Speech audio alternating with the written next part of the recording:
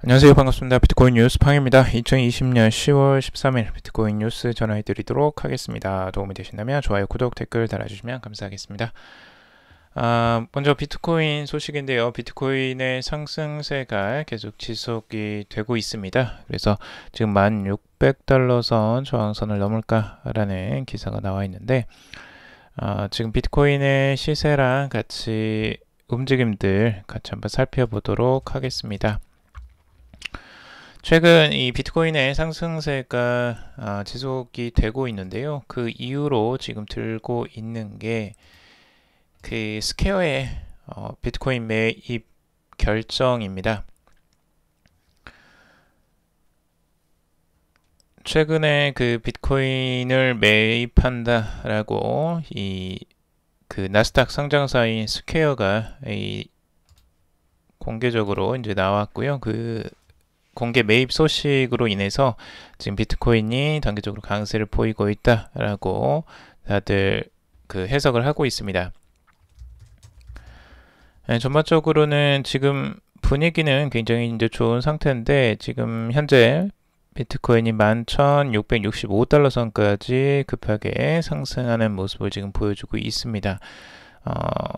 위쪽에 이제 그 저항선으로 작용했던 부분들을 다 깨고 지금 올라가는 굉장히 강한 흐름을 단기적으로 보여주고 있고요.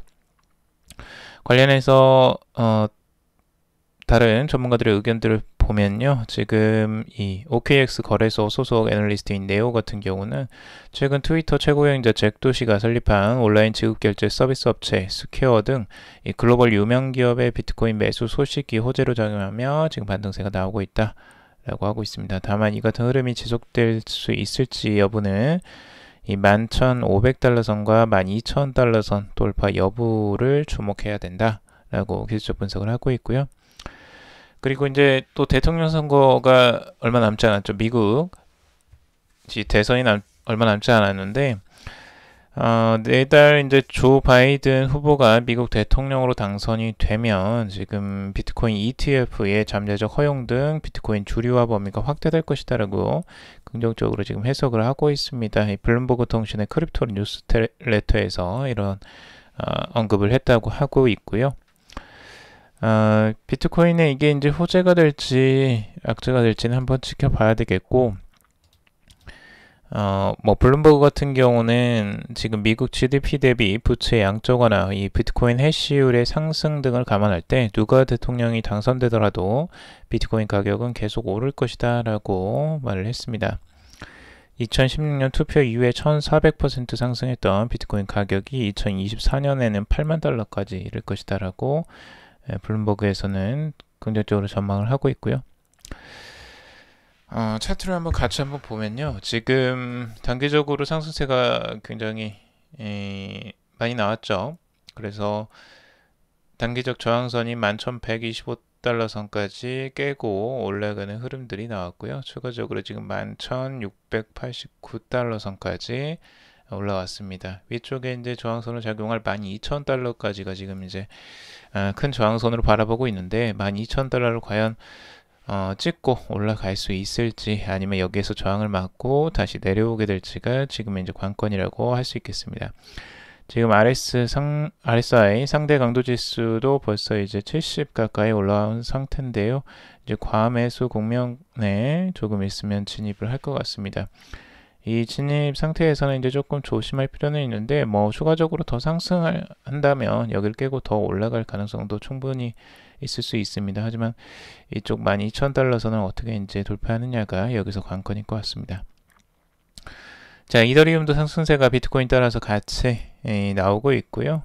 긍정적으로 올라가고 있습니다. 394달러 선까지 지금 올라온 상태이고요.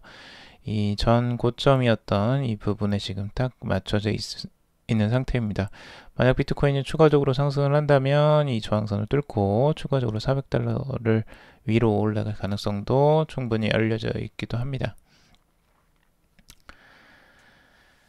자, 그리고 빈스 프린스의 이 비트코인 전망인데요. 지금 이 어센딩 채널 포메이션이라고 해서 이 상승하는 부분에 이 채널이 이렇게 올라가고 있다라는 겁니다. 그래서 여기서 이제 지그재그를 그리면서 계속 상승 중에 있고, 이 상승에 지금 저항선 11,700달러 선을 바라보고 있습니다. 그래서 11,700달러 선이 이 상승 트렌드 라인의 이 고점이라고 또 보고 있고, 이 수평적으로의 저항선으로도 지금 보고 있습니다. 그래서 여기에 이제 저항을 많이 맞게 된다면 추가적으로 조정이 살짝 나오면서 1940달러 선을 찍고 반등을 하거나, 아니면 그 이하인 1500달러 선 정도를 찍고 올라갈 가능성들을 바라보고 있습니다. 여기가 이제 지지선이 되는 거죠.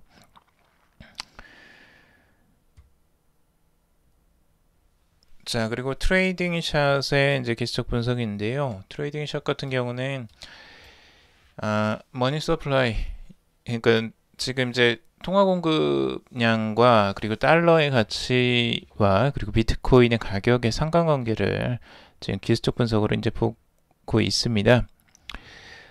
단기적으로 지금 이런 이제 그 달러의 가치의 상승과 하락이 나왔을 때와, 그리고 그 지금 이제 M1이라는 이 통화 공급량이 줄어들었을 때, 단기적으로 이제 잠깐 줄어드는 그 현상이 나타났을 때, 이게 이제 요 한일색이 통화 공급량 M1이고요.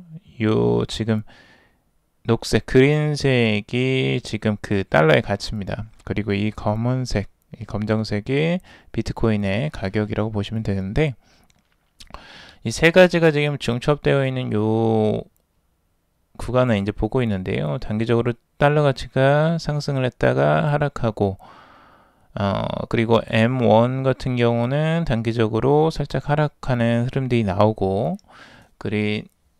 그럴 때 이제 비트코인의 40일간의 지금 가격 변동성을 같이 바라보면, 그때는 단기적으로 이제 상승하는 흐름들이 나왔다라고 지금 보고 있는 것 같습니다. 단기적으로 여기에서도 지금 비트코인의 가치가 단기적으로 상승한 것처럼 올라오다가 다시 하락하는 흐름들이 나오죠. 그리고 지금 M1도 단기적으로 하락세가 나오고요.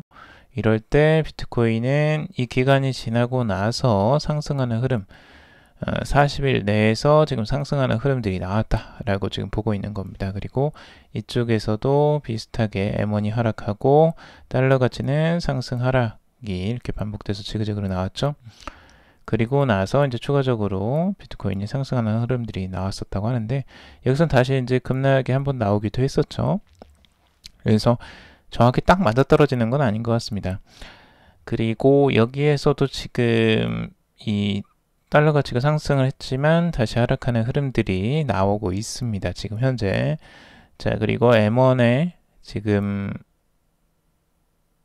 통화량도 지금 하락하는 흐름이 단기적으로 살짝 나왔고요. 이런 부분에서 이제 비트코인이 반등하는 흐름들이 잠깐 나오고 있죠. 그래서 이제 전체적으로는 비트코인이 이제 단기적인 상승세가 또 한번 나오지 않겠느냐라고 이제 전망을 하는 것 같아요. 이 통화 공급량과 이제 달러 가치에 비춰봤을 때.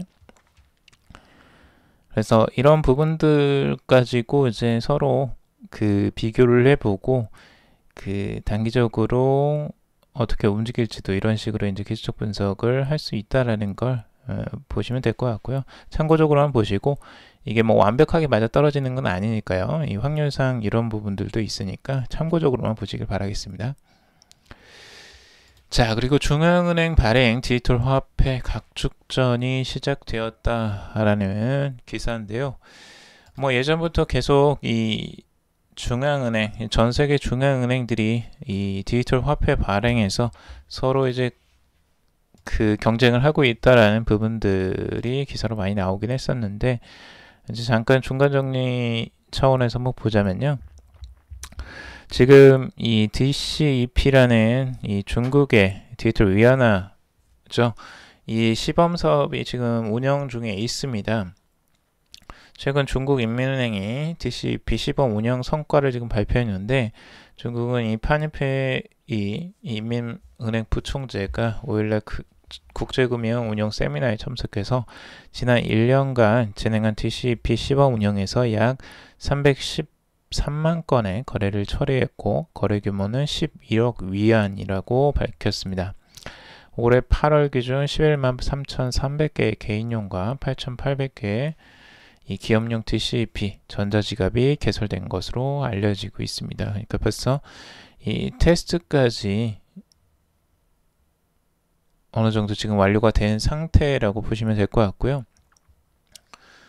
중국이 가장 지금 빠르게 이 CBDC 발행을 지금 준비하고 있다라고 보면 될 것 같습니다. 이민은행 같은 경우는 2014년부터 이 CBDC를 연구를 했었고요. 굉장히 오래됐죠. 벌써 6년 전에 이 구상을 하고 연구를 시작했고, 이 전담부서를 신설해서 약 80건의 관련 국제 특허를 출원하는 등 이 CBDC에 대한 의지를 그때부터 드러냈었습니다. 이 가속도가 붙은 건 이제 페이스북의 리브라가 발표되면서 이제 가속도가 붙기 시작했죠. 그래서 DCP 같은 경우는 지금 뭐 시범직으로 관련된 이 슝안 신도시 같은 경우는 뭐 맥도날드나 스타벅스 같은 외국계 프랜차이즈도 참여 기업의 이름을 올리기도 했었습니다. 그래서 직접적으로 이 DCP라는 이 디지털 위안화를 직접 사용해보게 만들었던 시범 사업이 있었고요. 여기에 이제 자극을 받은 이제 다른 나라들도 지금 적극적으로 지금 CBDC 각축전에 이제 뛰어들고 있습니다. 그 중에 이제 우리나라 한국은행을 한번 보면요, 내년부터 이제 가상 환경에서 CBDC 테스트를 한다고 합니다. 지금 한국은행은 올해 2월에 금융결제국의 디지털 화폐 연구팀 및 기술반을 신설을 했고, 이 CBDC 연구를 수행하기 위해서 지금 이 전문가로 이루어진 기술 법률 자문단도 구성을 마쳤습니다. 올해 3월부터 진행된 이 CBDC 연구가 CBDC 설계 및 요건 정의, 구현 기술 검토, 업무 프로세스 분석 및 컨설팅, 그리고 CBDC 파일럿 시스템 구축 및 테스트 등 이 4단계로 이루어져 있다라고 하고 있습니다. 현재 기술 검토를 마치고 업무 프로세스를 분석하고 컨설팅하는 단계라고 합니다. 내년부터는 이 CBDC 유통을 테스트를 하는데, 다만 실물 유통이 아닌 가상 시스템을 통한 내부 테스트라고 하고 있습니다.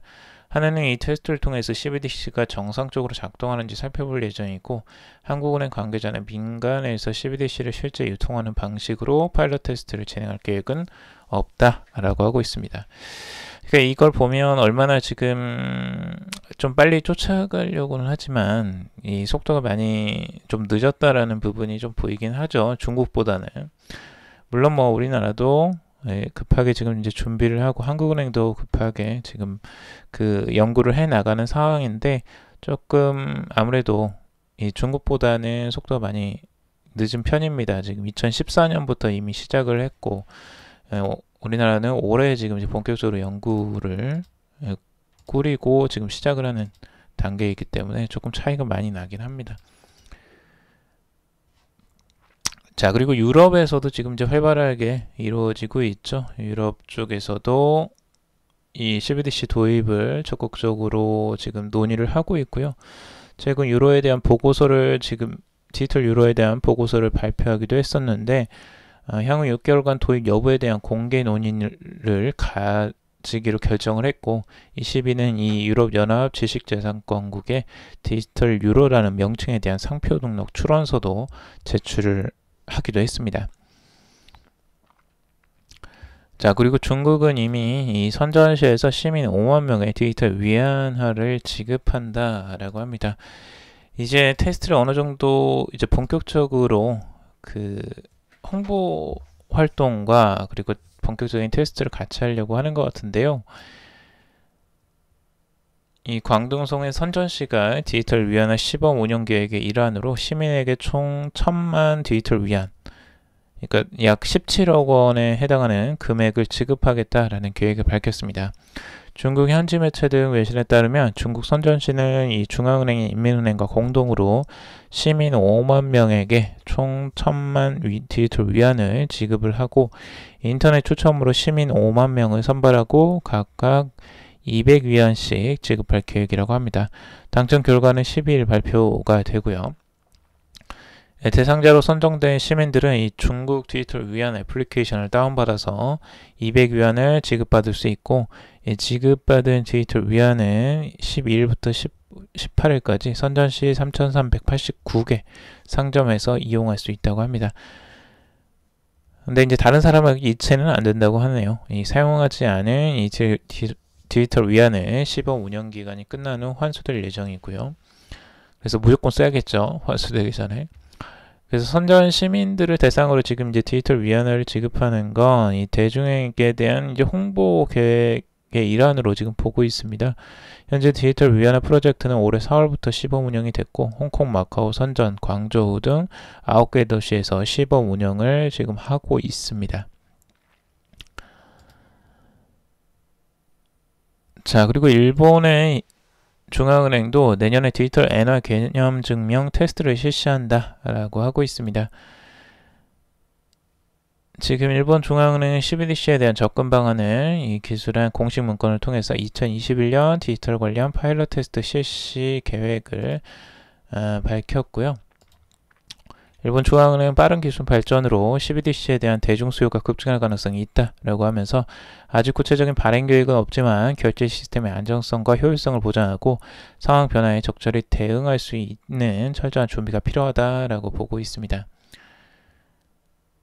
그래서 보고서에 따르면 이 은행은 이론적인 연구보다는 구체적으로 실제적인 실험을 진행해서 범용 CBDC 연구 개발에 접근할 방침이라고 하고 있고, 먼저 개념 증명을 통해서 필요한 CBDC 핵심 기능 및 기술 실현 가능성을 검토하고 필요시 파일럿 프로그램 진행도 고려할 계획이다 라고 하고 있습니다. 그래서 일본도 지금 굉장히 빠르게 CBDC 도입을 준비하고 있는 것을 알 수가 있고요.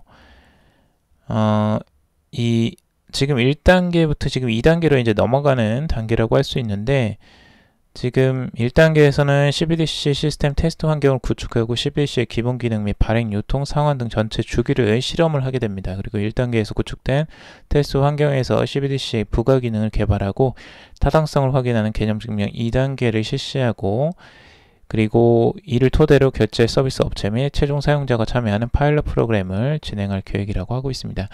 자, 그러니까 지금 딱 기사만 봐서는 이게 누가 지금 가장 빠르고 누가 지금 삼국에서 가장 늦은지를 좀 알 수 있겠죠. 지금 중국이 가장 빠르고요. 일본이 두 번째, 지금 이제 한국이 세 번째 정도 지금 따라가는 것 같습니다. 그래서 일본하고는 이제 왔다 갔다 하겠지만 일본도 굉장히 빠르게 지금 이 암호화폐에 대해서 인식을 했었고 여기에 대한 준비를 했었기 때문에 우리보다는 조금 더 앞선 상황이라고 좀 볼 수 있는 것 같습니다. 자, 그리고 일본 금융 대기업 SBI 일본 최초 증권 토큰 공개 실시를 한다라는 소식인데요. 일본 금융대기업 SBI 홀딩스가 일본 최초로 증권 토큰 공개에 나섰다고 합니다. SBI 홀딩스는 신설된 이 e스포츠 부문 자회사 SBI e스포츠의 보통주를 발행하기 위해서 일본 최초로 STO를 이번 달 말에 실시할 예정이라고 발표를 했습니다.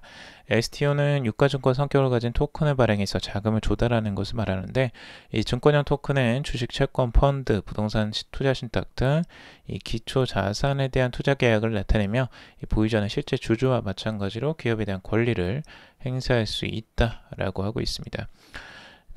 뭔가 자산에 대한 소유권을 이제 행사할 수 있는 직접적인 소유권을 가진 토큰이에요.